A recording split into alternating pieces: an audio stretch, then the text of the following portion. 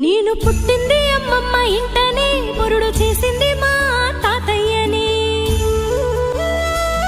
పేరు పెట్టింది మా అమ్మమ్మని, ముందు పిలిచింది మా నానమ్మని. ముద్దులాడరు మా మావయ్యలు, మురిసిపోయారు మా అత్తమ్మలు. మా అమ్మమ్మ ఎప్పుడు కాపలా, చూసుకున్నది కంటికి రెప్పలా. పోసింది జోల పాడింది, బుగ్గ చుక్క పెట్టి